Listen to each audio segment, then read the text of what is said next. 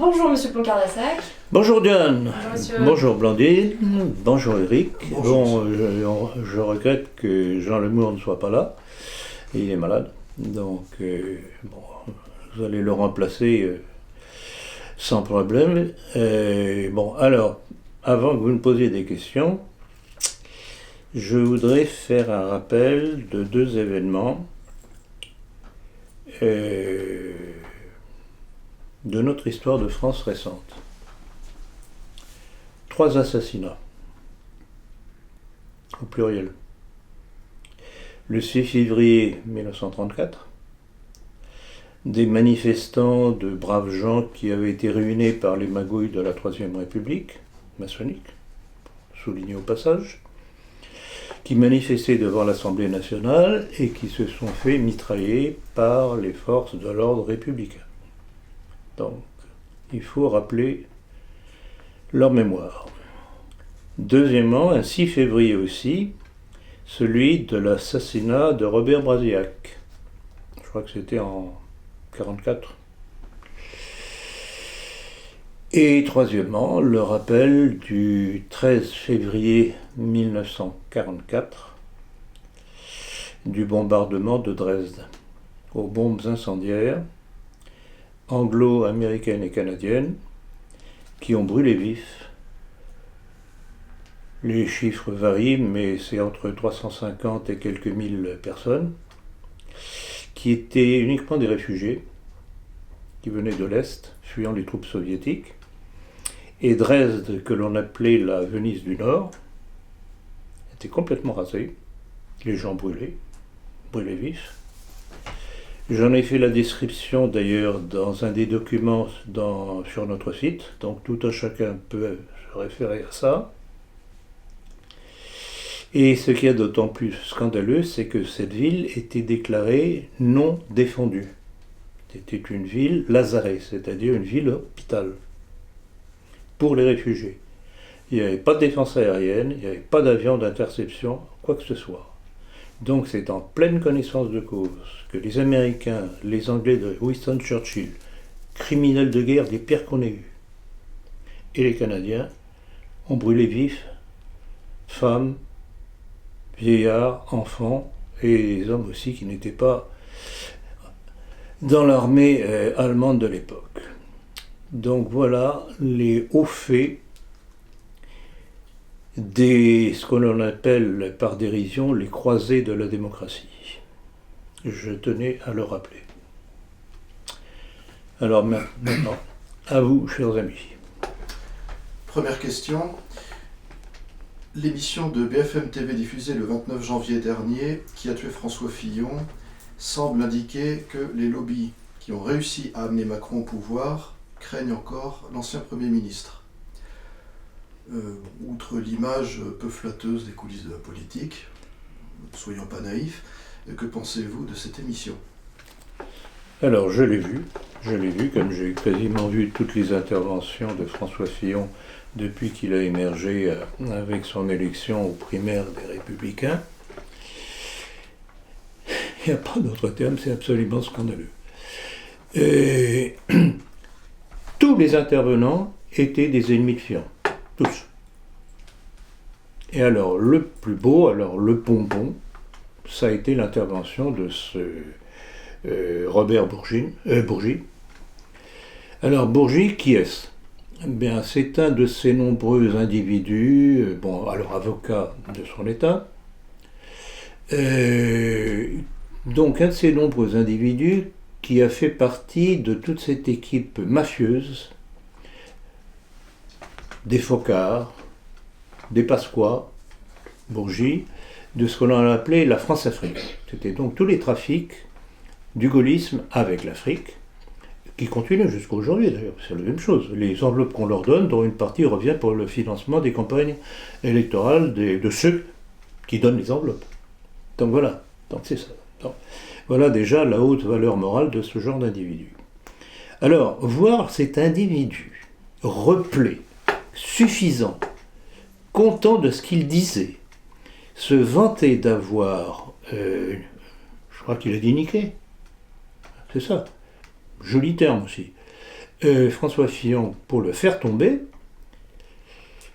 Je trouve que c'est très intéressant. Je pense qu'ils se sont tous tiré une balle dans le pied quand même, parce que ça démontre à quel point la non-élection de Fillon a été due à un complot, un véritable complot, et que derrière ce complot, il y avait non seulement le petit Macron qui en a bénéficié, mais Nicolas Sarkozy, puisque le bourgeois en question s'affiche comme étant un grand ami de Sarkozy. Donc j'ai estimé que, on va encore en reparler dans le prochain numéro de la politique, qu'il fallait bien insister là-dessus, parce qu'il y a plein de braves gens, un petit peu naïfs, qui sont tombés dans le piège de cette fabrication d'un Fillon malhonnête. Jusqu'à présent, tout ce qu'il a fait, il y a plus d'une centaine de députés, à commencer par le propre président de l'Assemblée nationale, le socialiste, comment il s'appelait déjà, Barthelone, Claude Barthelone, qui ont fait exactement la même chose. Alors, curieusement, eux n'ont pas été mis en vedette dans les accusations du Canard enchaîné et compagnie. Donc, et j'en parlais hier encore avec Diane, ce qui ressort de ce piège qui s'est refermé sur cette droite qui est toujours en train de voter ce qu'elle ne devrait pas voter, c'est qu'on a eu ces braves gens, pour la plupart catholiques, à la notion de malhonnêteté sur le thème « Ah, mais moi, catholique, je ne peux pas accepter les malhonnêtetés de François Fillon. » Parce que les autres sont honnêtes. Macron est honnête. Sarkozy est honnête. Donc, vous voyez, ce public-là, moi, j'en ai ras-le-bol. Et je ne vais pas cesser de les flageoler. Parce que qu'ils ne viennent pas se plaindre maintenant de ce qui est en train de se passer. Et je pense qu'on va en reparler tout à l'heure. Voilà. Et alors, en plus de ça, alors je voudrais terminer là-dessus, c'est que la campagne qui a été faite contre Fillon recommence de la même façon, avec les mêmes individus, les mêmes francs-maçons, que contre Fillon avec Wauquiez. Wauquiez commence à être en ligne de mire pour les mêmes raisons et par les mêmes individus. Vous prenez Raffarin, Thierry Solère, Pécresse, NKM, Bertrand, membre du Grand Orient de France, hein, tous ont une attache maçonnique ou juive. Alors, il me semble que c'est assez clair, non? C'est dommage que certains ne le voient pas. Parce que nous allons payer les conséquences de leur bêtise. Et donc mieux vaut s'appeler Gallet que Fillon. Ben, je dirais que Gallet est une victime. Lui aussi est une victime. Je ne sais pas si on va en reparler tout à l'heure, mais c'est une victime. J'espère qu'on va en reparler, parce qu'il y a quelque chose à dire là. Et pour le système, mieux vaut une Marine Le Pen qu'un François Fillon. Mais évidemment, c'est la caricature de ce que nous sommes. Et en plus de ça, c'est même pas une caricature, puisqu'il n'y a plus rien qui peut ressembler à quelque chose proche de nous. Il n'y a rien. Il n'y a plus rien. Qu'est-ce qui reste? Le sionisme. Le sionisme. Républicain, républicain, républicain. Catholicisme, elle ne connaît pas. Quel est son gourou aujourd'hui? Un certain Gilbert Collard, franc-maçon. À quoi ça sert le Front National? Alors, bon, on va fermer là-dessus. Vous savez très bien que pendant un certain temps, j'ai recommandé de faire de l'entrisme au Front National en espérant pouvoir modifier les choses de l'intérieur. Bon, visiblement, c'est totalement verrouillé. Par contre, je recommanderais à ceux qui y sont encore de ne pas claquer la porte encore, d'attendre les prochaines élections pour essayer de blackbouler le plus possible d'éléments indésirables. Et ça, bon, je pense que ceux qui sont à l'intérieur savent déjà qui il faut éliminer, et ceux qui ne le sauraient pas ont mon livre « Histoire d'une trahison ». Voilà, on termine sur ce sujet. Qu'avez-vous retenu du discours de Macron à Davos? Alors, très intéressant, et je dois vous remercier, Diane, d'ailleurs, vous m'avez prévenu hier que, en fait, je n'avais pas capté ça, j'avais retenu ce que j'avais vu sur sur les sondes que Macron avait parlé tantôt en français, tantôt en anglais. Alors moi j'avais trouvé que c'était pas très correct de la part d'un président de la République française de parler dans une langue étrangère. Mais ce que vous m'avez pris est autrement plus grave. C'est qu'en fait, ce qu'il a dit en anglais était totalement différent de ce qu'il a dit en français. Donc il a tenu un discours mondialiste dans une langue qu'en principe la plupart des Français ne comprennent pas. Il a tenu un discours rassurant pour les Français. Donc c'est toujours la même chose. Double visage sur lequel j'insiste toujours en ce qui concerne la maçonnerie. On dit une chose, on fait une autre. C'est le contraire. Donc, c'est ce qu'il a rappelé. En gros, il a fait un constat qui est tout de même intéressant et rassurant, en disant que en fait, la globalisation est en perte de vitesse. Je pense que c'est ça. Et qu'il préconisait justement un nouvel élan, enfin je brode sur un nouvel élan, en vue d'un nouveau pacte mondialiste. Ce qui semble logique vu ses sponsors.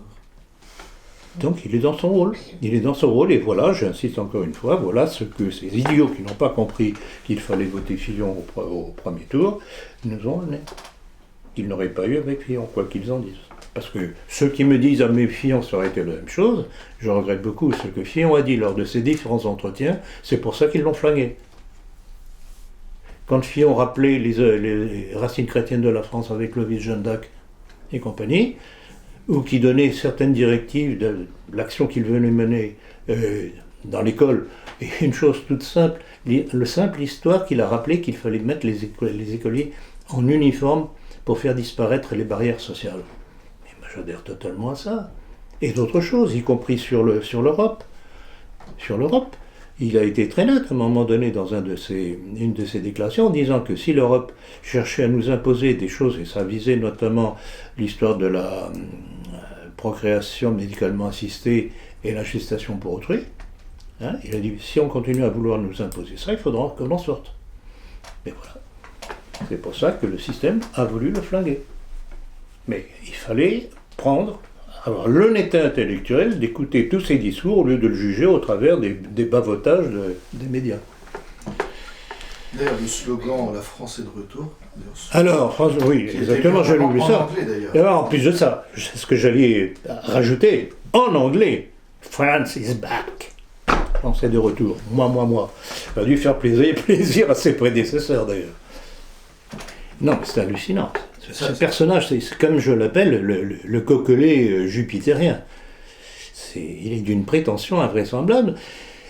Et alors, pourquoi? Mais parce qu'il sait qu'il est appuyé par tous les lobbies qui l'ont fabriqué. Il est aux ordres, et bon, on en reparlera tout à l'heure, je suppose. L'histoire de la pyramide du Louvre et de la prochaine réunion. Et le slogan n'a été mis en avant que par des politiques et des investisseurs étrangers. Ce qui veut dire que France is back, ça veut dire la France là dans le dos, en fait, avec lui. Oh là un peu trivial, mais c'est assez bien vu. Très descriptif. Maintenant que par ma profession, je suis obligé de parler anglais, je me permets des traductions approximatives. Bon. Je contextualise. Toujours dans les déplacements de Macron, mais ce coup-ci plus proche de chez nous, lors de son déplacement en Corse début février 2018, on nous a présenté un Macron intransigeant face aux indépendantistes corses. Selon vous, qu'en est-il réellement? Ça, certainement pas, c'est toujours la même chose. On fait semblant, et alors je vais tout de même vous lire, parce que ça j'avais pris des petites notes là-dessus, ces déclarations qui sont parfaitement contradictoires. Alors, il s'est dit favorable à ce que la Corse soit mentionnée dans la Constitution française. Et pourquoi donc? La Corse fait partie de la République française ou pas? Donc là, il y a déjà le début d'une différence. Une différenciation, oui. Pas. Et puis, il se prononce contre la co-officialité de la langue corse. Mais un peu plus loin, il dit que la langue corse doit être préservée et développée. Il n'y a pas un petit problème? Petite contradiction là? Et puis, un peu plus loin encore, il dit « Le bilinguisme doit être pleinement reconnu et accepté ». Quand est-ce qu'il dit vrai? Voilà le personnage. Et alors, bien entendu, on nous a gavé de la réaction des séparatistes, je ne dis pas nationalistes, vous aurez remarqué, hein, séparatistes, corses, qui se sont désolidarisés de ses propos. Oh, bravo Macron, il a sauvé la Corse pour la France. Mais c'est un jeu de rôle. Macron a accepté l'idée qu'il y avait une différence entre la Corse et la France. Bon, or, dans la France jacobine, il y a tout de même un petit problème. Vous savez très bien que sur le plan nationaliste, moi je suis pour les provinces qui ont leur spécificité, mais reliées au pouvoir central. C'est comme ça que la monarchie française a fonctionné jusqu'à la Révolution. Bon, donc Macron n'est même pas cohérent avec l'aspect jacobin du système qui est émergé en 1789. Pas cohérent. Donc, je suis contre une Corse différente, mais je suis tout prêt tout de même à l'accepter. C'est ça que ça veut dire. Donc, je préviens, à continuer comme ça, on va arriver à ce qui nous a été seriné au moment de la décolonisation avec De Gaulle et compagnie, l'indépendance dans l'interdépendance. Ça vous rappelle quelque chose? Voilà le personnage, encore une fois, double visage. Le 33e dîner du Christ se tiendra sous la pyramide du Louvre. Visiblement, l'élite cosmopolite semble affectionner tout particulièrement ce lieu. Symbole. Pyramide du Louvre, quand vous regardez ça en perspective, c'est un beau petit triangle, en surimpression sur le palais des rois de France, de la France catholique. Donc c'est là le message. Alors cette cérémonie, je crois que c'est au mois de mars, je crois. Oui. C'est au mois de mars. C'est à l'invitation du CRIF, c'est-à-dire le Conseil représentatif des institutions juives de France. Donc on a là les deux éléments que nous dénonçons régulièrement, la cabale juive et la cabale maçonnique. La maçonnerie étant fille directe de la maçonnerie, comme j'ai démontré dans mon livre, La maçonnerie. Les filles directes du judaïsme. La fille directe du judaïsme. Du judaïsme. Fille directe du judaïsme. Il n'y a qu'à voir tous les symboles hébraïques contenus dans les oripeaux de la maçonnerie, leurs déclarations qui font appel justement et qui revendiquent cette appartenance judaïque et kabbaliste. Il faut lire mon livre, La maçonnerie. Vous pouvez même lire celui de Livernet qui m'a copié parce que bon, il dit la même chose. Interrogé lors de la séance des questions au gouvernement, après l'agression à Sarcelles d'un petit garçon de 8 ans portant une kippa, Édouard Philippe a annoncé avant même toute enquête qu'il présentera bientôt un nouveau plan de lutte contre le racisme et l'antisémitisme. Est-ce que ça vous Qu'est-ce que cela m'inspire? Ça m'inspire, surtout ça m'évoque quelques souvenirs, parce que c'est pas la première fois qu'on entend parler d'agressions antisémites, etc. Et la police qui fait son travail découvre tout de même assez souvent que ce sont des milieux juifs qui ont fait le coup. Pourquoi? Justement pour pouvoir obtenir des pouvoirs publics de nouvelles lois en défense de la communauté. Ce sont un peu des mini false flags. Ce sont exactement, mais tiens, c'est parfaitement ça. C'est exactement ça. Mini false flag. Tout à fait. Parce que, après tout, on n'entend plus parler de ce truc-là. L'enquête, qu'est-ce qu'elle a donné? J'ai vu un truc dernièrement qui était assez significatif tout de même, c'est que le gamin a été examiné et il ne portait pas de traces de coups. Je savais pas. Ouais. Ça rappelle l'affaire Théo Louaka aussi. Mais oui, et puis d'autres. Il y en a eu une à Marseille il n'y a pas longtemps. Il y a eu, qu'est-ce qu'il y a eu encore? Un juif qui a été agressé, je crois, à coups de machette, paraît-il. Et on s'est rendu compte que, bon, non, mais c'est très simple. Ils ont besoin périodiquement de ce genre de choses pour obtenir du pouvoir public des lois encore plus coercitives. On ne peut plus rien dire ce qui concerne le monde juif. D'ailleurs, attendez, j'ai noté ça quelque part. Ah oui. L'ancien maire de Sarcelles, François Pupponi. Joli comme nom, ça. Pupponi. Franc-maçon. Tiens, comme c'est curieux. Proche de DSK. Qui a réclamé que soit reconnue une présomption d'antisémitisme. C'est pas mignon, ça? Ça va à l'inverse de notre Ah non, mais droit. c'est invraisemblable. C'est l'inverse. Présomption. Mais ça rappelle ce qui s'est passé à la Terreur.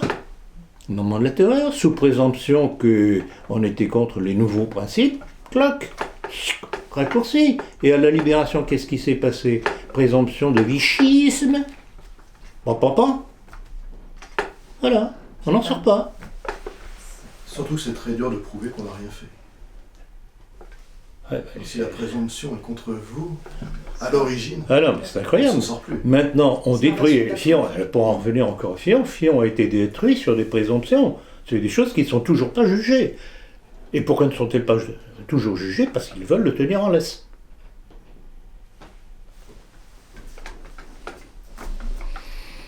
Alors, autre question, mais qui touche toujours la maçonnerie. Le 21 février, le Temple maçonnique du Grand Orient de France accueillera une conférence dite publique sur le thème du mariage pour tous à la PMA. Alors, l'ouverture de la procréation médicalement assistée aux femmes célibataires et aux couples de femmes est l'un des thèmes à l'ordre du jour des États généraux de la bioéthique ouverts pour 6 mois à compter du 18 janvier 2018. Quel regard portez-vous sur ce sujet qui est donc un sujet sociétal capital? C'est la poursuite de ce qu'ils ont commencé avec la pilule. C'est aussi une machination des mêmes milieux avec l'avortement. Et rappelez-vous que le docteur Pierre-Henri Simon, juif de son état et franc-maçon de son état, qui se vantait que c'était des avancées sociétales qui avaient été préparées de longue date en loge. Ouais. Donc c'est la poursuite, c'est tout. Ces gens-là, et c'est à ça qu'on reconnaît justement le contenu satanique, entre autres choses, sans compter avec leur propre texte qui le revendiquent, que l'on reconnaît l'imprégnation sataniste de la maçonnerie. C'est la destruction de toute société et destruction de l'être humain. Et en plus de l'aspect sataniste, c'est aussi une marchandisation et un aspect... Oui, marchandisation, mais oui, capitaliste. c'est la déshumanisation. On fait de l'argent avec tout.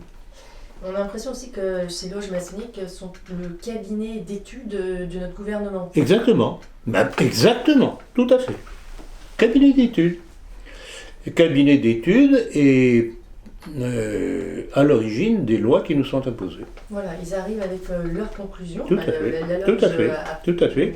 Alors, si vous avez bien observé comment ça se passe à chaque fois, à chaque nouvelle avancée, c'est qu'il y a d'abord une campagne de presse. Donc on prend un cas isolé ou quelques cas isolés pour faire pleurer dans les chaumières. À partir de là, on vous bâtit une loi.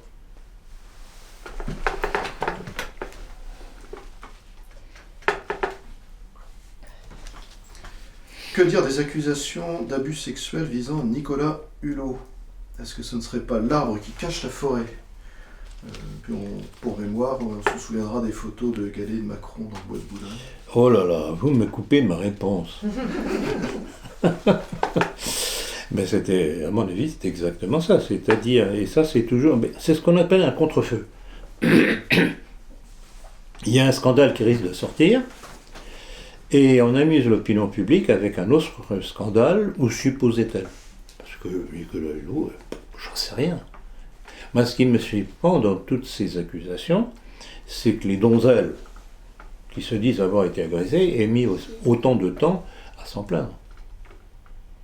Alors, c'est pas ce que disaient les informations exactement, c'est-à-dire que les faits remontaient, je sais 10 plus, ans, je crois. il y a, non, un peu plus, mais la fameuse donzelle de Nicolas Hulot avait porté plainte. Oui, 5-6 ans après. mais il a été... Elle avait porté plainte en 2008. La question est de savoir pourquoi est-ce que cette histoire qui en fait a été enterrée déjà en 2008 parce que les délais étaient prescrits. Il n'a pas été Pourquoi considéré coupable. Voilà, non mais pourquoi, à la rigueur, pourquoi est-ce qu'on en reparle en 2018 puisque les faits étaient déjà prescrits en 2008, je crois que justement la donzelle en question avait mis beaucoup de temps à se manifester, mais déjà en 2008 elle s'était manifestée et avait conclu en tout cas que sa déposition était tout à fait, tardive. j'ai vu Donc ça l'affaire aussi. était déjà, si je puis dire, enfouie depuis 2008. Pourquoi est-ce que tout d'un coup on en reparle en 2018 ?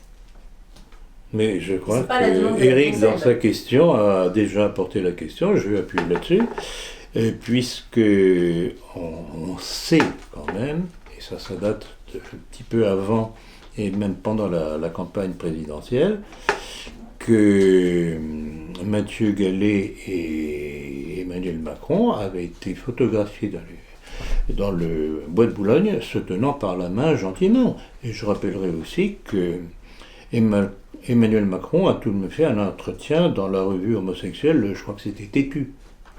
C'est ça, Têtu, oui. Je sais pas, vous lisez pas ça, mais moi je lis. Non, je lis pas, mais vous savez, vous passez devant les kiosques, et moi c'est comme ça que je l'ai vu. Passant un jour devant un kiosque, j'ai vu la couverture. C'est vrai. Et donc voilà, donc moi je pense que cette affaire Hulot sert à couvrir ce qui couvre. Et alors on nous a, pour essayer de nous démontrer que c'est un fausse flag, et que c'est plutôt un fake news, cette histoire de Mathieu Gallet et petit Emmanuel, c'est que c'est Macron qui aurait exigé que Gallet soit mis à la porte de Radio France. Oui, exactement. Donc vous voyez, on est en plein mensonge. Et avec toutes des fausses fenêtres pour masquer ce qui est réel. Une fois de plus. On a également Tariq Ramadan qui fait Alors, l'objet oui. d'accusations. Alors oui. Donc ça c'est une autre question. Oui, Ça. c'est la suite, mais c'est... Là tu as vu, ça s'enchaîne. Ça s'enchaîne, oui, c'est sur le même. Ça s'enchaîne. Alors pourquoi est-ce qu'a été sortie cette accusation contre Tariq Ramadan? Bon, j'en sais rien. J'ai pas tenu la chandelle, pas plus que pour les autres. Mais ce qui est de curieux, c'est la chronologie. Puisque cette affaire est sortie tout de suite après l'affaire Weinstein. Donc, à mon humble avis, c'est justement de même qu'avec Hulot, on cherche à masquer le truc Macron-Gallet, avec Tariq Ramadan, on cherche à masquer et évacuer le truc. On sort un musulman pour évacuer le problème du juif. Non? C'est pas sur les mêmes continents en même temps. Mais c'est le monde, ma chère. Ouais. On peut en conclure que les Jeux Olympiques, ça suffit pas pour couvrir tout ça. Oh là là, je vois ce que vous voulez dire. C'est une question, ça ou quoi? Pas encore. Non, encore un aparté. Un aparté, je sais pas. Il y avait une question là-dessus? En parlant des Jeux Olympiques, moi ça m'évoque surtout le transsexuel qui est... Voilà, je pense que c'est à ça que vous faisiez allusion? Vous n'êtes pas innocent? Non, vous êtes innocent. Vous n'étiez pas au courant. Il est innocent. Non, Innocent. j'ai pas suivi cette affaire. Ah bon, eh bien... Bon, Diane, je vous laisse la parole, puis c'est vous qui me l'avez appris. Il s'est avéré que nous avons fini dernier aux épreuves de patinage artistique féminin, puisque le représentant de la France, pardon j'ai dit mais c'était féminin. Un des représentants du couple. Un des représentants non, du couple. pas du tout, c'était pas en couple, c'était en individuel. Ah oui, d'accord. N'était pas une femme, mais un homme, un transsexuel, qui s'est avéré. Il y a eu des doutes auprès du jury, c'est pour ça qu'ils l'ont... Ah non, mais vraiment, c'est un jury vraiment retardataire, sectaire. Non, c'est pas bien. Mais on se demande surtout comment il a pu être qualifié pour... Quel manque d'ouverture, quand même. Alors qu'on a sûrement du monde. Bien sûr, il y a des... Non, mais c'est patineuses invraisemblable. qui auraient aimé Non, mais alors, participer. j'aimerais connaître des patineurs ou patineuses de l'équipe de France qui se sont vus préférer ce genre d'individus à leur détriment pour représenter la France. Alors, Ils doivent... Je ne sais pas, peut-être que nos idées progressent de ce côté-là. Moi, je pense qu'il y a aussi des soucis au niveau de la fédération, pas que de patinage, hein, mais Bah, de manière générale. et le sport politique, français, et voilà. le poids politique. Parce que par exemple, je vous disais, là on a eu, je crois hier, ah non, justement, on n'a pas eu, vous allez comprendre pourquoi, une médaille d'or en patinage couple, en patinage artistique. On avait bien un patineur français et une patineuse ukrainienne, je crois. Non, pas vers Ukraine ou par là. Donc c'était un couple. Elle n'avait pas pu avoir, à peu de choses près, la nationalité française pour que le couple puisse évoluer sous le drapeau français. Du coup, mais par contre, elle avait pu avoir la nationalité allemande et lui, notre Normand, a eu il y a un mois la nationalité allemande. Donc, ils ont tous les deux offert hier une médaille d'or en patinage artistique, mais pour l'Allemagne. Puisque c'était- voilà. Ah non, mais c'est magnifique. Alors on a la fédération française qui a perdu une médaille d'or parce que pour je ne sais trop quel papier, l'Ukrainienne n'a pas pu se raccrocher au drapeau de son partenaire, donc le français qui patine. Et donc du coup les deux ont trouvé encore, si je puis dire, refuge sous la bannière allemande. Donc ils ont tous les deux été naturalisés, enfin elle je crois un peu plus en avance, mais lui en tout cas a été naturalisé il y a un mois allemand. Et parce qu'il parlait allemand, donc bon voilà, ça aide aussi bien sûr, hein, il a fait comme il dit, il a passé les tests qu'il fallait passer. Une volonté d'humilier la France. Ah Mais non, là mais on a perdu une médaille d'or alors que d'ailleurs il était interviewé sur le plateau hier du sport français là-bas à Pyeongchang. Bon, évidemment il parlait en français, c'est normal, il est français, il est normand. Et voilà, ils avaient tous les deux leur survêtement Germany. C'est pas incroyable. Ils ont, voilà, on Et a c'est offert- nous qui avons payé Bah, la si. médaille. Et l'entraînement Non, mais jusqu'à il y a un mois, il n'avait pas la nationalité allemande, lui en tout cas, lui. Donc on a vraiment perdu une médaille d'or. C'est hallucinant. toute la formation. Ah non, mais en c'est France. hallucinant. Ouais, Vraiment. voilà. Là, on est en pleine fédération, on parlait des problèmes internes, on passe à côté de l'excellence sportive qu'on a. On a sûrement des très très bons patineurs. Enfin, la preuve, c'est Oui, que lui, bien en tout sûr, cas, il est mais on bon l'a toujours eu patineur. d'ailleurs. La preuve, oui. La preuve, il a eu sa médaille d'or avec sa partenaire. Et voilà, et parce que derrière, le politique. Oui, c'est le part sur politique. d'autres- C'est le sur politique d'autres axes, qui a et d'autres objectifs, tout simplement. C'est hallucinant. Voilà, donc, À d'autres époques, il y aurait bien un ministre qui aurait signé un truc pour donner la nationalité comme ça. voilà, donc lui au moins. Non, mais surtout que la France ne soit humiliée. On dirait que c'est l'obsession d'un certain nombre de nos hommes politiques. Humiliée, qu'elle ne récolte pas les médailles qu'elle pourrait récolter. Ah oui, non, oui, voilà. C'est... Et puis avec un transsexuel quand même. Voilà, et on met à la place. Par contre, dans l'équipe de France, on a présenté un transsexuel et on n'a pas été capable de récupérer la partenaire ukrainienne. C'est très, très, très démonstratif. Voilà. Voilà ce que a amené l'élection d'un certain Macron. Alors, toujours en parlant Bravo, de braves gens qui avaient voté.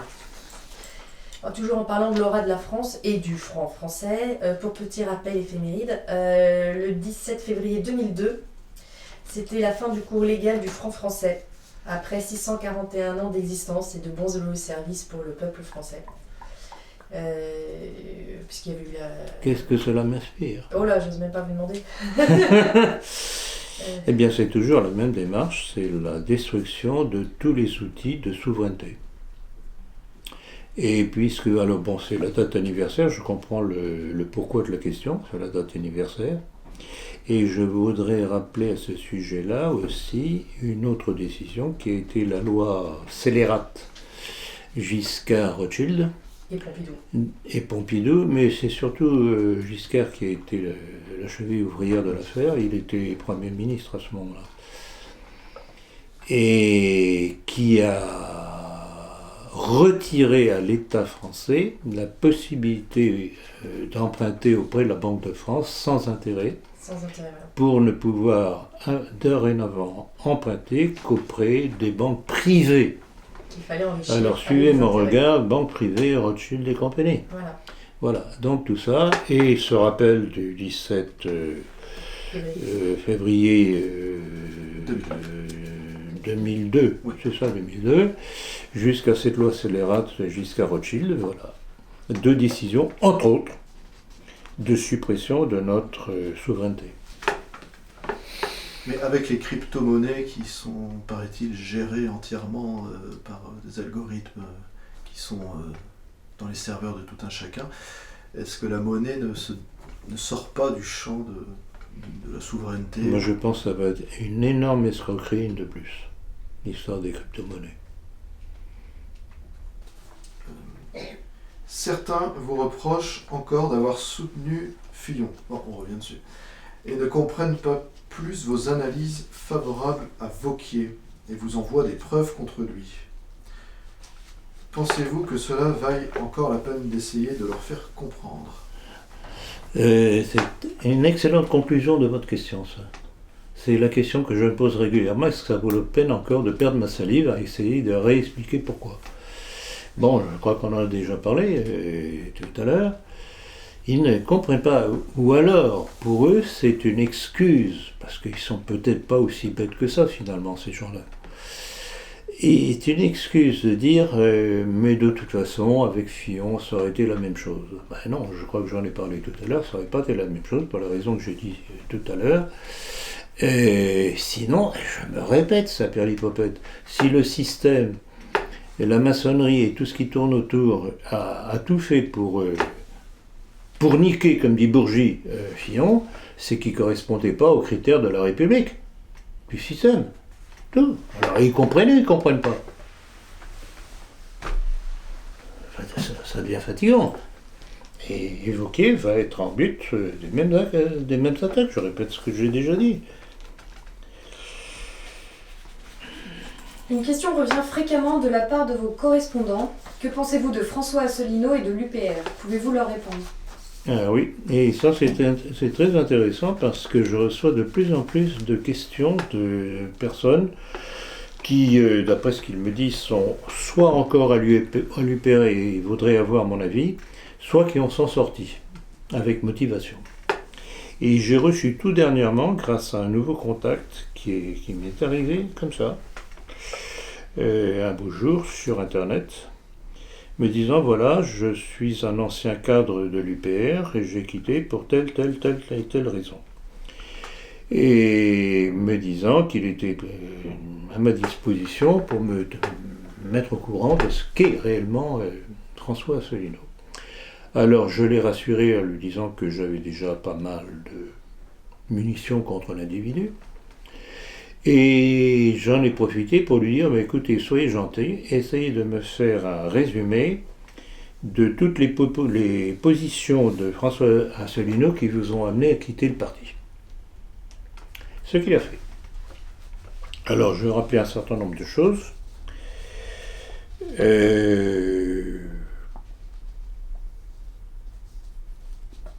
On sait déjà depuis longtemps, et bon, il y est revenu encore dans son entretien sur YouTube du 10 janvier, dans lequel il accepte parfaitement le devise maçonnique liberté, égalité, fraternité, et il rappelle, alors là, je me pose la question, est-ce qu'il est bête aussi en plus d'être tordu? Il rappelle que le Grand Orient l'a invité pour une tenue blanche. Et il se vante en disant, ça veut dire qu'ils estiment que je suis relativement compatible. C'est une accusation qu'on porte également à Wauquiez. Oui, je sais, c'est ce que Fillon aussi. Non, Fillon n'est pas... Bon, il est allé au Bilderberg parce qu'il était invité en tant qu'ancien Premier ministre, mais je ne crois pas évoquer... Donc c'est vrai, je suis au courant de ça, Wauquiez. Mais le problème... c'est qu'apparemment, il ne leur plaît pas, pour les mêmes raisons que Fillon. Bon, alors, pour rester toujours sur Asselineau, alors j'ai pris des notes hier, parce que j'ai eu ces documents alors que j'étais déjà à Paris, donc je l'ai pris sur mon ordinateur. Alors, entre autres choses, entre autres reproches de cet ancien cadre, c'est que dès qu'il y a un sujet clivant, il évacue. Donc on ne sait pas finalement, on perçoit mal ce qu'il veut, où il veut aboutir. Ne parlons pas des sujets qui fâchent.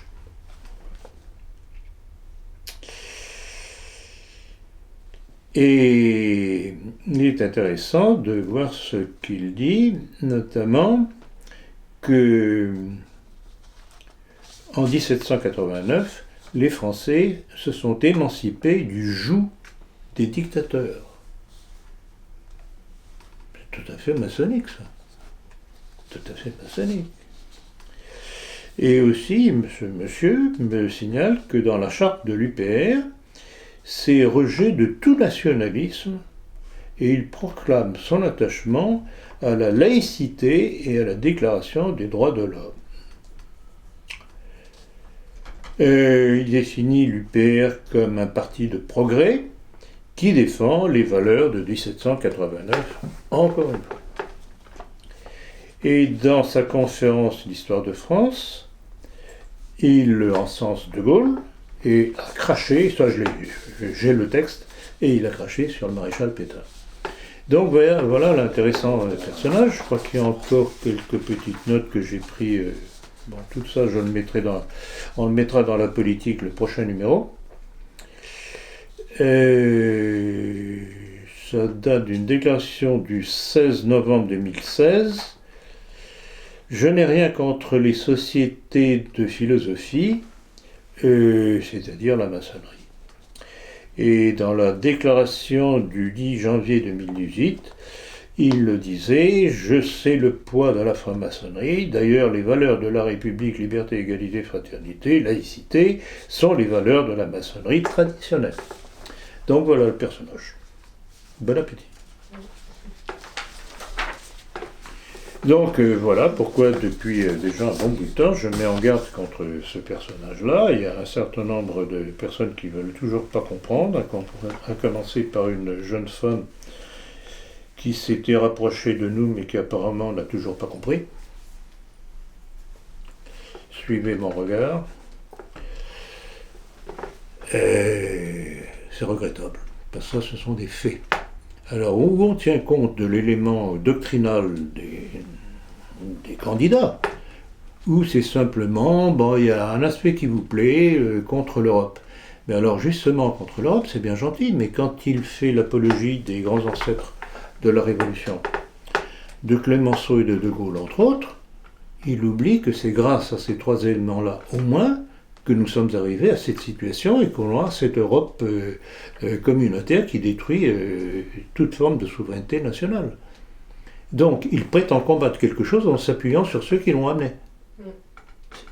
C'est... Applaudissez la logique du personnage, ou la duplicité. Et donc, alors, il oublie aussi une chose, dans son évaluation flatteuse de De Gaulle, c'est De Gaulle qui a été le père de l'Europe. Non ? Le tout début, ça a été De Gaulle. Alors j'ai une autre question sur, qui va toucher un peu ces questions de nationalité. Adrien Abozit a été invité sur TV Liberté par Martial Bild à propos de son livre « La France divisée contre elle-même », dans lequel il impute aux Lumières la destruction de la France en cours. Avez-vous eu le temps de lire le livre ? Alors, je n'ai pas lu le livre, je ne pense pas que je vais le lire parce que son entretien était très clair. Intéressant et décevant. Incontestablement, Abozit a une bonne connaissance de l'histoire de France, mais c'est pour cela qu'on peut être déçu. Parce que, entre autres, quand il pointe du doigt les Lumières comme la cause de la destruction de la France, il est bien gentil, tout à fait d'accord, mais pourquoi est-ce qu'il ne parle pas de la maçonnerie ? Il ne parle pas. Et C'est toujours la même chose, on dit le minimum de choses parce qu'il ne faut pas aller trop loin tout de même dans la dénonciation. Et là encore, je constate le travail de cette curieuse chaîne qui s'appelle TV Liberté, qui a été fondée par des membres de la Nouvelle Droite, notamment par Philippe Milot, avec ce qu'il y a derrière aussi, dont vous m'avez entretenu. Je retiens, mais j'attends toujours que vous me donniez les références exactes. Et Martial Bild, qui est le grand intervieweur, qui est un ancien du Front National, que j'ai connu quand j'y étais, et qui s'est révélé sous un jour particulièrement anticatholique. Ce qui m'a surpris d'ailleurs de sa part. Parce que, bon, Aposit semble être un bon catholique, croyant, qui a défendu sa religion. Et la fin de l'entretien est très démonstrative, vraiment. Il s'est frité, comme on dit, avec Martial Bild, qui n'était pas du tout d'accord avec sa vision catholique de la France. Très, très intéressant. Alors, petit détail, petite cerise sur le gâteau, si vous voulez, les entretiens à TV Liberté se fait devant une table gentiment triangulaire équilatérale. Oh, c'est un hasard, ils ont dû trouver la table en solde quelque part. Vous poussez pas un peu l'eau. C'est le sigle de la télévision qui est un triangle mis en curseur, j'appuie, ça démarre la vidéo. Non, moi je suis très chatouillé par les symboles. Bon, si vous voulez. L'Action française cesse de publier son journal suite à des problèmes financiers. Avez-vous un commentaire à ce sujet ? Oui, parce que, bon, ne serait-ce qu'au travers de mon père qui a été membre de l'Action française pendant longtemps, avant de rallier le Parti populaire français de Jacques Doriot, parce que déjà à l'époque il trouvait avec certains de ses amis, dont Henri Coston, que l'Action française était trop bourgeoise et pas assez sociale. Et ça ne m'étonne pas. Ça ne m'étonne pas parce que depuis que je m'occupe un petit peu de politique, soit par simple curiosité quand j'étais encore à mes activités de neurochirurgie, ou quand en 2001 j'ai décidé de reprendre le flambeau de mon père, j'ai vu toute l'évolution de l'Action française. Et je me rappelle d'une époque où Pierre Pugeot, qui était devenu le grand responsable de l'Action française après la dite libération, ces grands hommes ont été successivement Chevènement et Pasqua. Il y a un petit souci quand même. Entre autres choses, et puis on constatait que sur les sujets importants, on glissait, on ne parlait pas trop, ce qui ne veut pas dire que dans certaines sections, il y avait des gens très bien, et qu'il y a toujours des gens très bien. Et si je dis ça, je le sais parce que j'ai des contacts avec eux. Alors, pourquoi ça disparaît ? Ça disparaît parce que, bon, comme toujours, c'est comme avec le Front National, quand on ne dit plus pourquoi on est apparu dans le paysage politique, eh bien, on disparaît, puisque l'existence de ces structures ne correspond plus à une nécessité. Ils font du copier-coller de tout ce que les autres partis disent et font. Donc, et alors, je voudrais insister sur une chose, et ça c'est aussi de l'intérieur de l'Action française que je le sais. Certains membres de l'Action française, actuellement, quand ils interrogent leurs responsables sur la maçonnerie et sur le mondialisme, on leur dit non, on ne va pas parler de ça, c'est pas nécessaire. Et notamment, et je rappellerai aussi un autre fait au passage, c'est la position du responsable d'Aquitaine, Bernard Pacaud. Bernard Pacaud. Pacaud. Qui a été en plus de ça remarqué par la place qu'il a donnée à l'invitation qu'il a faite à Éric Zemmour. Donc ça se complète. Voilà, alors pourquoi voulez-vous que l'Action française survive ? Il n'y a aucune raison. Ça fait double emploi avec les trucs officiels. Voilà Elle pour répondre à souffre votre peut-être- question. Elle souffre aussi peut-être du fait que elle fédère des bonnes volontés, en tout cas royalistes, Oui. mais qu'il n'y a pas de prétendant, enfin il n'y a pas de chef. Alors Il oui, n'y a pas de alors chef. Le problème, bravo, c'est qu'il y a bravo pas de chef Dandine, royal derrière. j'allais oublier cet C'est ça, élément-là. ça, c'est qu'il y a- Quand vous avez un prétendant qui se confond en déclaration démocratique et républicaine, on se demande vraiment quelle est l'utilité de la perspective d'un roi. Ben, voilà, on manque de. Enfin, voilà, je crois que il y a surtout ce fait qu'il n'y a pas de roi à soutenir derrière. Il n'y a Il pas n'y de a roi pas à de soutenir. chef, il y a peut-être des prétendants qui attendent qu'on Rappelez-vous vienne les ce que chercher, je mais- martèle régulièrement, les principes d'abord, le prince après. Pour autant qu'il soit fidèle au principe. C'est tout. Et puis c'est à lui de fédérer. Or, aujourd'hui, on n'a pas de Ah oui. fédérateur. Que dire de la polémique sur la commémoration des 150 ans de la naissance de Charles Maurras? Ah ben c'est joli, c'est une démonstration de plus de la police juive de la pensée et maçonnique.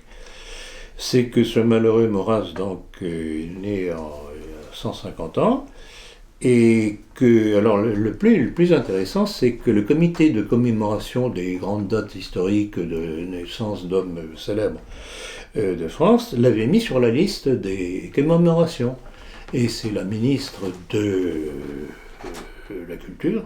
Oui, le ministre de la Culture, qui est, bon, de son plein gré ou sur injonction de plus haut, je n'en sais rien, a décidé que ce ne serait pas le cas.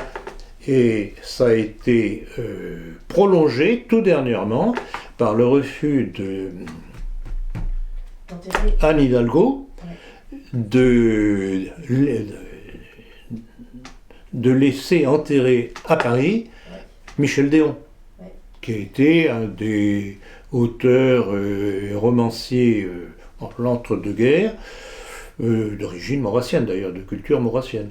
Donc voilà, la police juive. Alors, liberté, égalité, fraternité, oui, my foot, comme disent les Anglais. Et la tolérance, bien sûr. Il y a d'ailleurs Laurent Wauquiez qui était accusé d'avoir eu des inspirations, être inspiré de Maurras pour écrire un discours. Alors, je voudrais bien avoir son discours, mais ni vous ni moi ne l'avons trouvé encore sur Internet, et c'est curieux qu'on n'en ait pas. Alors, comment il s'appelle déjà ? Hortefeux. Brice Hortefeux, il y a fait allusion, justement, en disant que ça, faire allusion à Maurras, il n'y avait pas de crime là-dedans, ou c'est à peu près ce qu'il a voulu dire, qu'après tout, ça faisait partie de notre histoire, ce qui est totalement vrai. Et donc, c'est très curieux, et ça apporte de l'eau à mon moulin. De toute façon, Wauquiez a un passé que l'on connaît. On aurait peut-être préféré d'autres antécédents. Mais dans la mesure où il est dénoncé par les gens du système, je me dis, il est peut-être pas si mal que ça. Ça, c'était le raisonnement que tenait toujours mon père. Quand par rapport à un événement ou à une personne, on ne sait pas très bien comment se prononcer, il faut voir quelle est la position prise par l'ennemi. Et chaque fois que j'ai appliqué cette règle, j'ai constaté qu'elle était véridique. Parce que vous parlez beaucoup des Républicains, c'est pas parce que vous avez signé la charte et que vous êtes d'accord avec tous les points du programme. Bien sûr que non. Mais bien sûr que non. Moi, j'estime que si un François Fillon ou un Wauquiez arrive au pouvoir, d'abord, ça va nous débarrasser de Macron. Objectif premier. Et que compte tenu d'un certain nombre de leurs propositions, parce qu'après tout, et d'ailleurs Wauquiez a fait des déclarations très sympathiques vis-à-vis de Fillon, il n'a pas craché dans la soupe. Ça remonte à quelques mois, et avant cette fameuse émission ignoble de BFM TV, ceux qui critiquent, d'accord, vous avez mieux à proposer. Ce qu'il faut, c'est qu'on ait un pouvoir qui ne nous soit pas fondamentalement hostile, pour que l'on puisse progresser. Si on a un pouvoir fondamentalement hostile, comme on l'a eu avec tous les pouvoirs qui ont précédé jusqu'à aujourd'hui avec Macron, Sarkozy, Hollande, Macron, la belle trilogie, c'est pas comme ça qu'on va arriver. Donc mon calcul, c'est s'allier ponctuellement, stratégiquement, avec ceux qui peuvent être le moins nocifs pour nous. C'est aussi simple que ça. C'est plus de la politique réaliste qu'un attachement viscéral et Mais fondamental. je suis un pragmatique. On en parlait justement, et Diane me disait que c'était une des choses qui l'attirait chez moi, c'est que je suis pragmatique, je ne suis pas dogmatique. Et rappelez-vous ce que je dis souvent à propos du nationalisme, le nationalisme n'est pas une doctrine, c'est un pragmatisme, c'est analyser toute chose, toute situation à la lumière de l'intérêt de la France et des Français. Bon, on peut dire que c'est une doctrine, mais c'est tout de même un pragmatisme. Ah bon. Alors, autre question, dans un entretien vantant son dernier ouvrage intitulé Communisme 1917-2017, Bernard Anthony élude l'origine juive du communisme. Je sens que ça vous inspire. Ça me surprend. Ça me surprend. Que Non, Poutine mais- a reconnu officiellement, d'ailleurs, dans un discours. Et quoi? L'origine juive. Bah, bien entendu, il a dénoncé le massacre d'Ekaterinbourg. Il l'a rappelé. Non, mais c'est la signature, là encore. Vous savez très bien depuis combien d'années je dénonce le double visage de ce pseudo-catholique de Anthony. C'est vraiment la démarche type de ce que l'on appelle les maranes. Bon, je dirais que tous les convertis juifs ne sont pas comme ça, qu'il y en a qui le sont convertis honnêtement, mais lui, il démontre année après année, décennie après décennie, depuis que je le connais, qu'il ne dénonce que ce qui gêne le judaïsme. Tous ces livres, articles et trucs, pour la plupart d'entre eux, ne dénoncent que la malfaisance de l'islam. D'accord? Ah oui, tout à fait d'accord. Mais et pourquoi ils ne parlent pas de ceux qui nous ont amené cet islam en France? Ils ne sont pas venus à la nage, je me répète, ils ne sont pas venus à la nage. Qu'est-ce qui a ouvert les vannes? Qu'est-ce qui ouvre les vannes? Qu'est-ce qui a créé tous ces appels à les faire venir par des subventions, des choses que les Français les plus pauvres n'ont même pas? Ce sont les Sarkozy, Hollande, Macron. Hein? Et rappelez-vous, quand je martelais déjà contre Sarkozy, qu'on en était dans les 330 000 immigrés par an, hein, et que son ministre de l'Intérieur de l'époque, Claude Déant, promettait, si Sarkozy était réélu, d'abaisser le chiffre de 280 000. Légal. C'est déjà énorme. Légal. C'est absolument énorme. Rappelez-vous, donc il officialisait le chiffre que j'avais dénoncé de 330 000, puisqu'il a baissé à 280. Il n'avait pas dit 180 000? Ou 180, oui, 180 000. Non, pardon, je me chiffre d'une centaine. Vous avez raison, je m'excuse. C'était 230 000 qu'il a prometté d'abaisser à 180 000.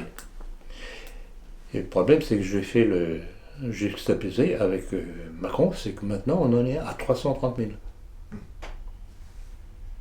C'est ce qu'on appelle le progrès. Alors ça prend différents noms, on ne parle plus d'immigration, ce sont des migrants, des demandeurs d'asile, enfin il y a tout. Tout le vocabulaire. Heureusement que la langue française a un vocabulaire assez riche. Donc voilà. Alors quand vous me posez la question sur Bernard Anthony, comment cet individu qui dénonce à juste titre le communisme, ne révèle pas qui a créé le marxisme. Un certain Karl Marx, et quels ont été les vecteurs de la révolution de 1917.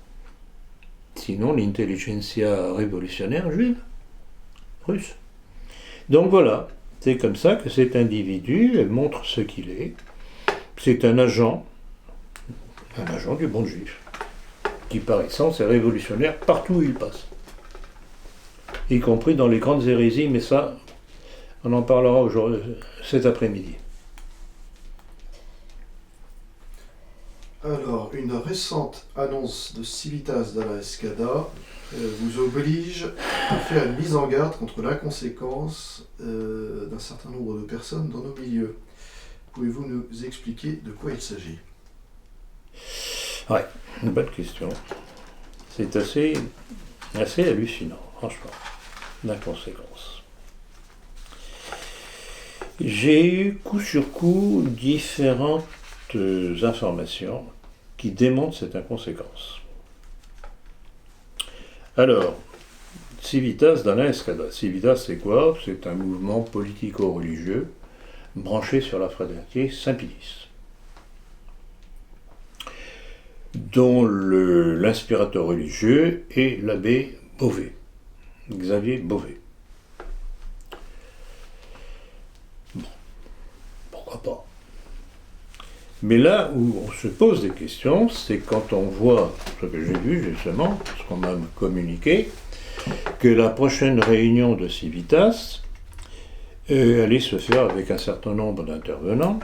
Alors bon, Pierre Hillard, bon, à la limite c'est pas le plus grave, bien que je me demande toujours pourquoi il tape toujours sur ce malheureux Vladimir Poutine, déjà passablement matraqué par les médias, les Américains, etc.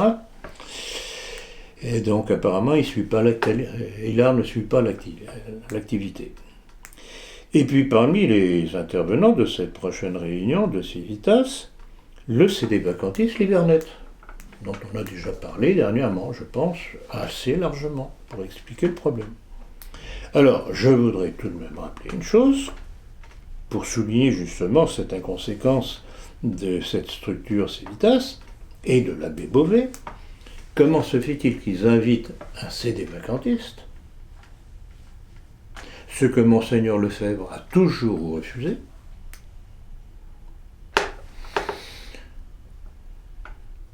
Bon, d'une part, et puis je suppose tout de même que ce que j'ai souligné lourdement à plusieurs reprises, du statut, je dirais pas matrimonial de Livernet, en concubinage avec une musulmane,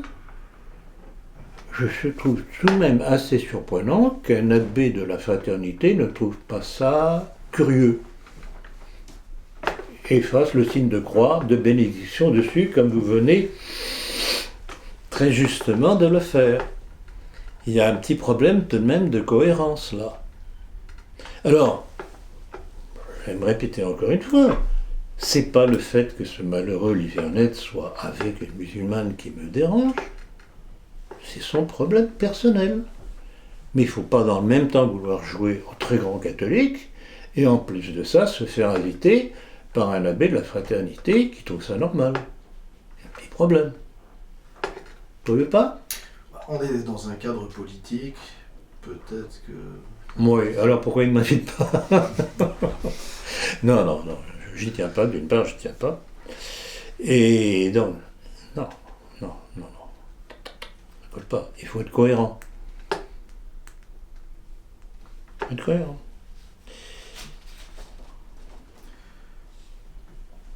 Et alors, justement, dans la description de cette réunion, c'est ça qui m'a fait tiquer aussi, il est dit, durant toute une journée, sera mise à l'honneur la France des terroirs et des clochers dans une ambiance unitaire, conviviale, joyeuse et familiale. Unitaire, donc l'abbé Beauvais se trouve unitaire avec le CD vacantiste Livernet qui vit en concubinage avec une musulmane. C'est QFD, mon cher. Deux autres nouvelles que j'ai découvertes tout récemment, qu'on m'a envoyé. Est-ce que j'ai mis ça? Oui, je vais le dire de mémoire, ce sera plus rapide. Il y a une réunion qui est annoncée pour le mois de mars à Poitiers, entre l'actuel directeur de Chéré-en-Montreuil, qui a pris la relève de Jean Houguy, dont l'aumônier est l'abbé Cottard, que j'ai très bien connu. Et cette réunion va se faire avec notamment un certain Philippe Randa, qui imprime des livres érotico-satanistes dans sa maison d'édition, qui est un habitué des réunions de Chéré-en-Montreuil, avec la bénédiction apparemment de l'abbé Cottard que j'ai prévenu à plusieurs reprises. et qui n'en a tenu aucun compte. C'est pour ça qu'aujourd'hui je donne son nom. Précédemment je ne l'avais pas donné, maintenant je le donne. Et l'autre intervenant, Roland Elie, de Synthèse nationale, c'est-à-dire Nouvelle Droite. Alors, on peut essayer de mélanger l'huile et l'eau. En général, c'est pas miscible. Ou alors, c'est-à-dire que les tradis de Chiré-Monteuil sont devenus miscibles avec la Nouvelle Droite. Mais les auteurs de la Nouvelle Droite ont toujours été invités à Chiré-Monteuil. Mais oui, exactement. Mais je voulais vous l'entendre dire. Exactement. Exactement. C'est d'ailleurs pour ça que j'ai claqué la porte en disant, bon, c'est terminé, je ne vais pas servir de caution à ces gens-là. Et alors l'autre truc, c'était quoi encore comme inconséquence? C'était quoi? Ce qu'il y a de terrible, c'est qu'il y a tellement d'informations qu'on est un petit peu... Ah oui. Oui, l'autre information est aussi intéressante parce que cela veut dire...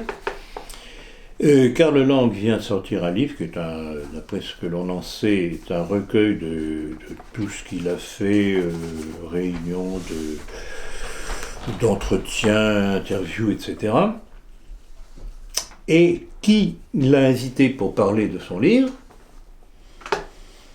Conversano et TV Liberté. Alors, moi je veux bien. Ce que je regrette, c'est qu'il ait créé un parti qui s'appelle le Parti de la France. Un beau nom, mais ça ne le mérite pas. Moi je veux bien, mais enfin, ceux qui s'occupent un tant soit peu de politique doivent tout de même savoir qui est ce Conversano, qui aime à montrer ses fesses quand on n'est pas d'accord avec lui, qui se masturbe en public aussi pour défier ceux qui ne sont pas d'accord avec lui, qui fait des jeux douteux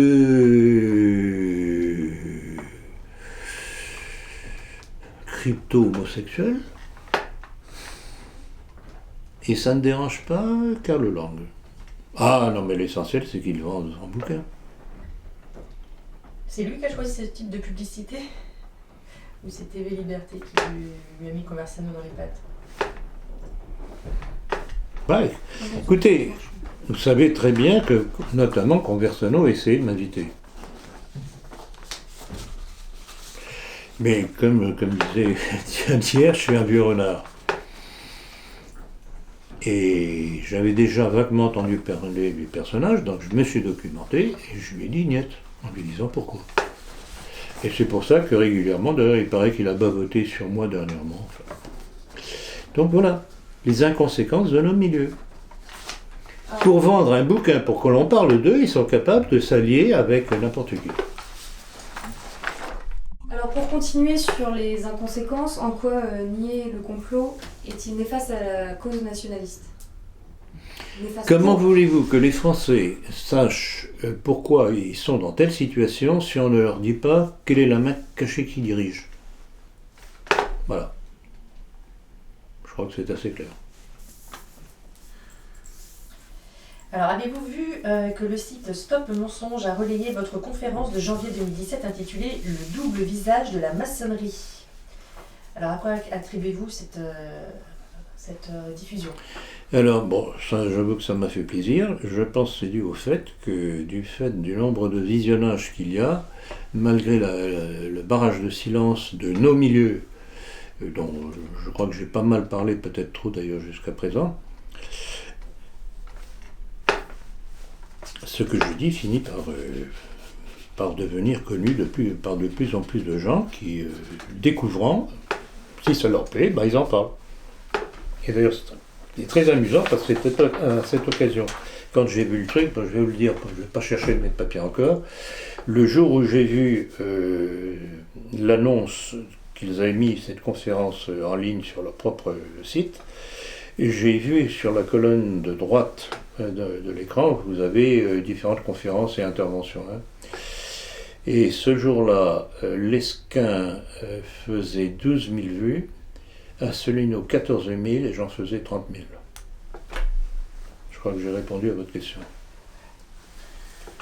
Le Bureau national de vigilance contre l'antisémitisme a réclamé et obtenu la disqualification d'une candidate de The Voice, une Syrienne du nom de Menel Ibtissem, à cause de ses propos sur les attentats en France. Donc elle a séduit le jury et elle est disqualifiée maintenant. Police juive de la pensée, comme disait sa regrettée Annie Krigel, qui pourtant était juive et communiste de surcroît.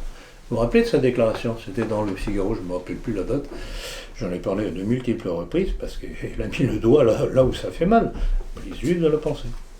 Or, la petite Mélène, qui en plus de ça est une jolie fille, qui a une voix agréable, a eu le malheur de dire, entre autres, que c'était curieux, qu'à chaque fois qu'il y avait des attentats, on retrouvait la carte d'identité de l'un ou l'autre des terroristes, et puis que, pour elle, tous ces attentats, le véritable criminel, c'était le gouvernement français. Donc, à mon avis, il a dû voir ma vidéo sur les crimes d'État du mondialisme. Donc elle est une chanteuse française d'origine syrienne. Même à 22 ans, ça ne permet pas de tout dire.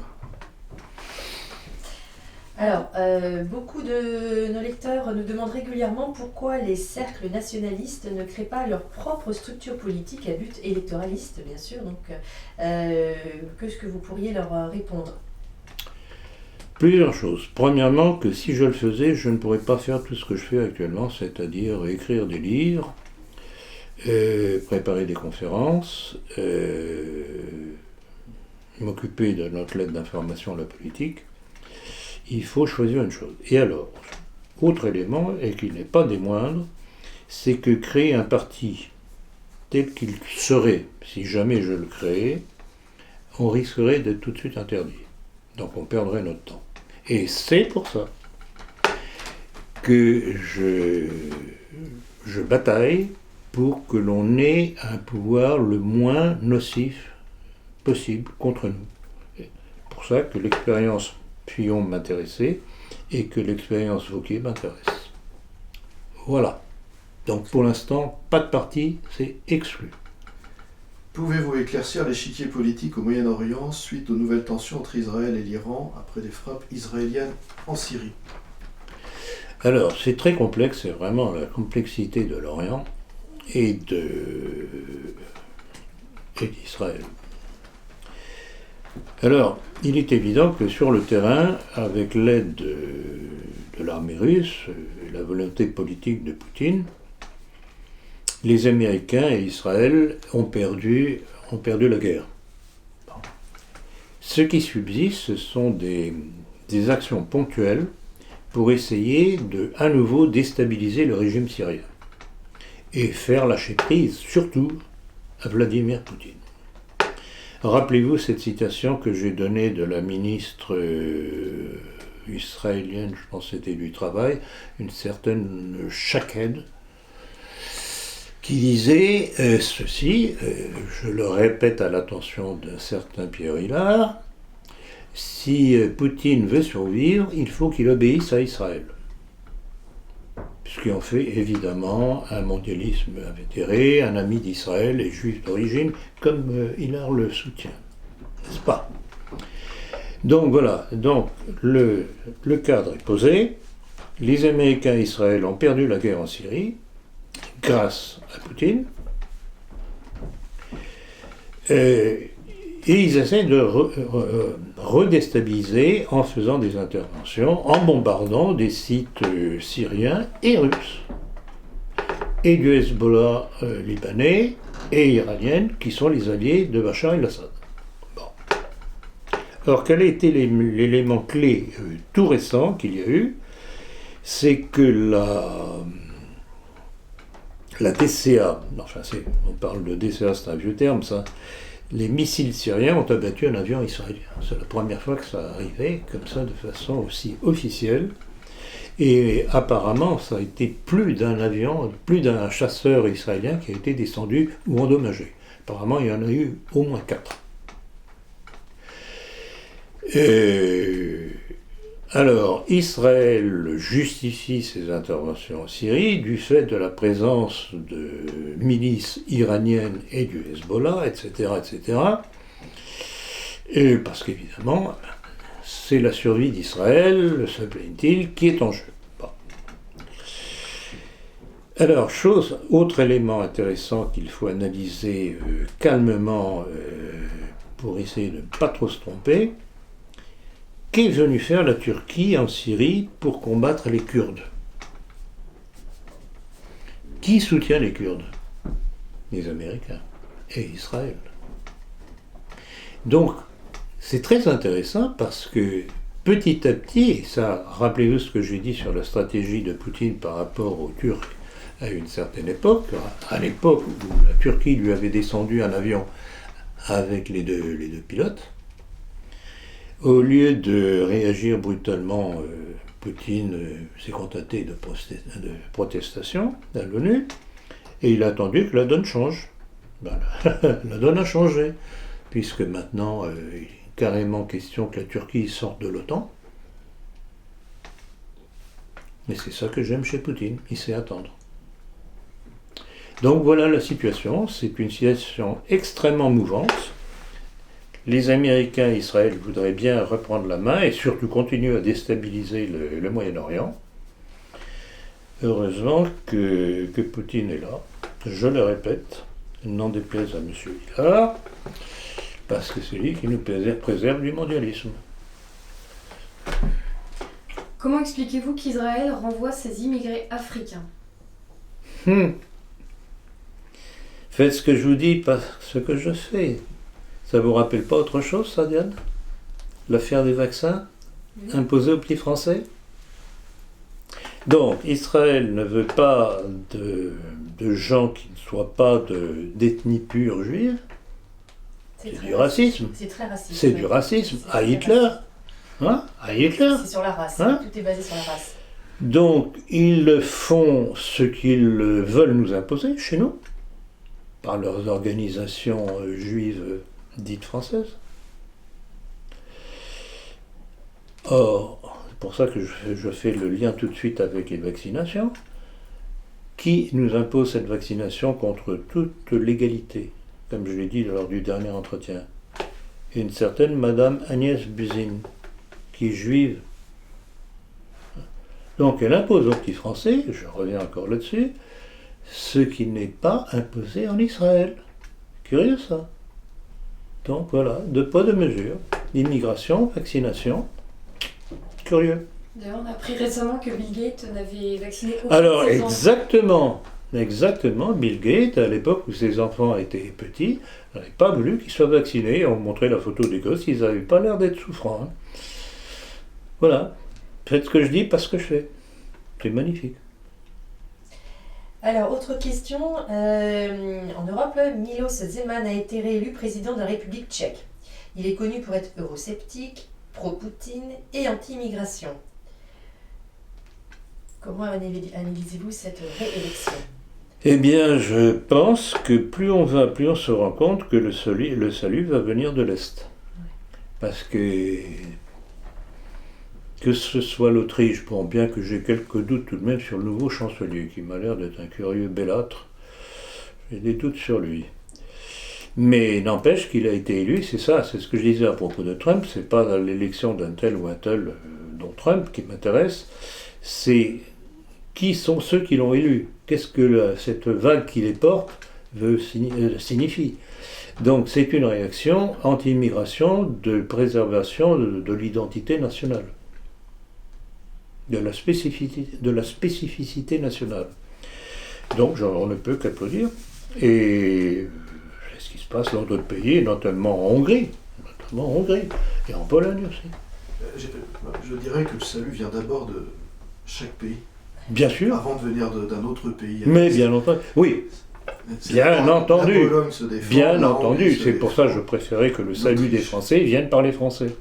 Est-ce que justement les Tchèques risqueraient, pour leur hégémonie, par des puissances subversives, est-ce que justement le fait d'être anti-immigration, pro-Poutine, d'avoir des réactions eurosceptiques, pourrait conduire à une guerre civile. Non, ce qu'il risque, c'est ce qu'on appelle les révolutions oranges, avec le petit Soros. Voilà, c'est Soros, ça. c'est évident. C'est évident. Mais de toute façon, la politique est quelque chose de mouvement constamment. C'est action-réaction, action-réaction. Constamment. C'est pour ça qu'il faut être toujours sur ses gardes. Donc, bon, j'enregistre que ces peuples-là réagissent, ce que les Français ne savent pas faire, et disent non, on ne veut pas l'immigration. Et eux, au moins, ont des gouvernants qu'ils ont élus quand même, contrairement à nous, contrairement aux Français, qu'ils ont élus et qui font ce que leurs électeurs leur ont demandé.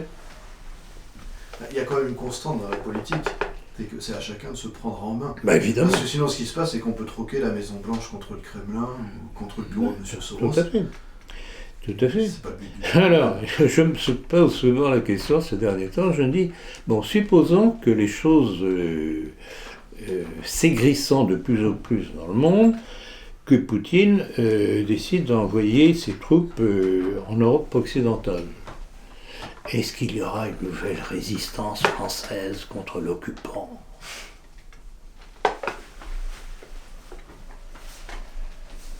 Ça vous laisse rêveur, ça, apparemment.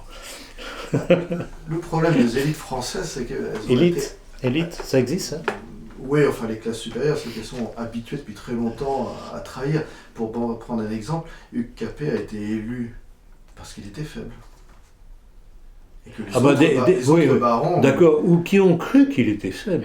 Parce que il a été un petit peu le Poutine de son époque aussi, parce qu'il a bien masqué son jeu. Heureusement qu'ils se sont trompés. Mais enfin, à la base, l'intention était quand même... c'est comme Helsinki quand il a nommé... C'est comme Helsinki quand il a nommé Poutine, il s'est trompé. Et c'est pour ça que Rothschild dit que Poutine a trahi le nouvel ordre mondial. C'est passionnant tout ça. C'est, en 1987, on était pour le plus faible des barons, des comptes, je ne sais plus ce qu'il était. Capet, c'est tout de même pas mal. Pour un faible, des faibles comme ça, j'en veux bien. Et puis on passe par la fronde, et puis en 40, on est pour les Allemands, en 45, on est pour les Américains, c'est toujours les autres, quoi. Ouais. Et sous Macron, c'est Francis Bach, voilà. Francis Bach. De son côté, la Pologne a annulé la visite du ministre israélien de l'Éducation. Quel affront. Quelle résistance.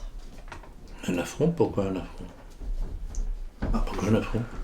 Pourquoi un affront? Ils ont récolté ce qu'ils ont semé. Alors, quel est le point de départ de l'affaire? Le départ de l'affaire, c'est que la Pologne a décidé qu'il était tout à fait anormal qu'on leur impute tout ce qui est imputé au Troisième Reich, les camps de concentration, d'extermination, etc., etc., etc., ils étaient occupés et qui n'avaient pas eu leur mot à dire. Bon. C'est, je dirais, assez finement joué, mais ça n'a pas du tout convenu aux Israéliens, qui veulent que tout le monde culpabilise, et que moyennant culpabilisation, par ici quelques petits sous supplémentaires. Les Allemands en savent quelque chose, ils n'ont toujours pas compris. Non. Bon, donc voilà, cette histoire-là, c'est uniquement ça. Donc, je trouve que les Polonais ont bien joué, finement. Tout, j'ai rien d'autre à dire. Avez-vous un commentaire concernant le Sénégal où la rencontre maçonnique africaine annuelle fut annulée sous la pression d'organisations religieuses? Ça montre apparemment une chose, c'est que l'Église catholique est plus solide doctrinalement que l'Église catholique en Europe avec un certain pape François. Et bon. Pour terminer, pourquoi Égalité et Réconciliation n'a pas diffusé votre conférence de Genève du 25 novembre et qu'en est-il actuellement? Déjà, attendez celle-là. Eh bien, c'est très curieux cette histoire-là, mais bon, je vais devoir faire un petit résumé. Donc, il y a 4-5 mois environ, je reçois du responsable d'Égalité et Réconciliation de Haute-Savoie une invitation pour donner une conférence. On tombe d'accord sur le sujet, c'était la surversion mondialiste messianique. Cette conférence a lieu le 25 novembre, et à ma grande surprise, j'étais déjà surpris de l'invitation de cette section d'égalité et réconciliation, mais à ma grande surprise, le site officiel d'égalité et réconciliation donne beaucoup de volume à cette invitation. Il fabrique même une caricature de moi que j'ai trouvée excellente d'ailleurs, très bien. Je trouvais qu'ils avaient bien fixé mes traits. Donc, bon, j'étais surpris, mais pourquoi pas. Donc, là, quand la réunion se fait, beaucoup de monde, ils ont même dû refuser une trentaine de personnes d'après ce qu'ils m'avaient dit à l'époque. On a la suite, le soir de cette réunion, un petit dîner sympathique avec les principaux membres de l'équipe, très sympathique, tout à fait dans la bonne ligne, rien à dire. Et puis, semaine se passe, je reçois entre-temps, curieusement, la version audio de la conférence, mais pas la version vidéo. Et quand je m'en inquiète, le responsable local me dit, écoutez, dès qu'elle sera montée, on vous l'enverra, mais le problème, c'est qu'il y a certains montages à faire. Celui d'entre nous qui ira le plus vite, ce sera lui qui le mettra en ligne. Donc il était admis de leur côté que soit nous, avec nos amis que vous connaissez qui font ce travail-là, pour mes propres conférences et entretiens, pourrions mettre en ligne, ou bien c'était eux s'ils étaient plus rapides. Donc, on me dit, écoutez, donc, ça va venir. Un mois se passe, un mois et demi se passe, je commence à montrer un petit peu les dents en disant, écoutez, ça va pas comme ça. Elle dit, oui, mais écoutez, prenez patience, c'est comme ça. Bon. Et puis au bout, donc c'était 25 novembre, 25 décembre, 25 janvier, 25 janvier, je dis, on publie le montage que Jean-Luc avait excellemment fait, je tiens à le saluer à ce sujet-là, excellemment fait de la version audio. Et alors là, ça se joue entre 24 et 48 heures. J'apprends coup sur coup que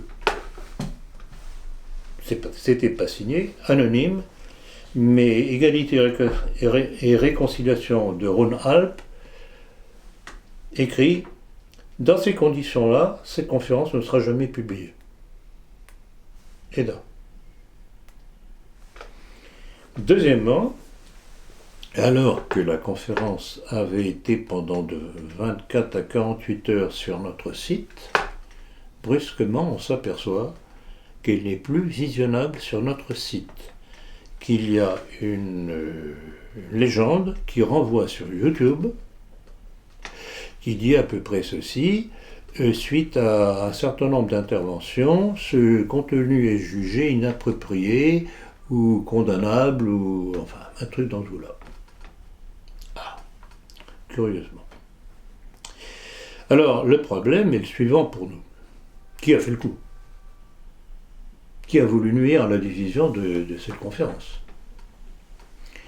Alors, on pourrait dire que ça pourrait être qu'il faut chercher du côté des petits frères francs-maçons ou du côté de certaines organisations juives. Oui, éventuellement, mais pourquoi seulement maintenant? J'ai tout de même eu un certain nombre de conférences, dont notamment celle sur les protocoles de Sage de Sion, qui auraient pu me valoir déjà ce traitement. Pourquoi brusquement Et la proximité entre la publication de la partie visuelle,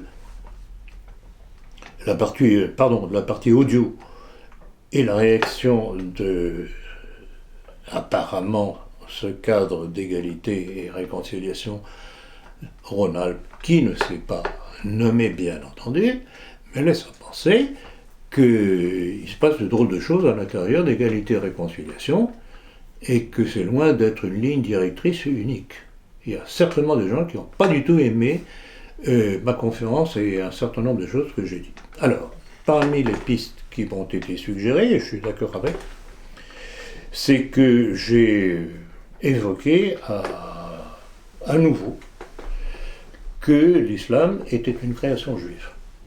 Je le dis déjà depuis je ne sais pas combien d'années, basé sur un certain nombre de textes que je connais, que je possède. Or, il est très possible que cette désignation que j'ai faite ait pu gêner la direction d'égalité et réconciliation parce qu'ils ont énormément de musulmans dans leurs troupes. Ça peut être une piste. Mais malheureusement, je suis obligé de dire que je pense que le coup vient d'égalité et réconciliation. Et qu'il ne va pas falloir qu'on continue ce petit jeu-là. Je sais très bien qu'il y a de très très bons éléments chez eux, donc je fais la même chose dans d'autres partis. On parlait tout à l'heure de l'Action française. Je suis témoin par les contacts que j'ai qu'il y a de très bons éléments, mais il ne faut pas qu'on joue avec nos pieds. Voilà. Très bien. Eh bien, merci pour cet entretien. Merci, monsieur. Merci Diane, merci Blandine, merci Eric.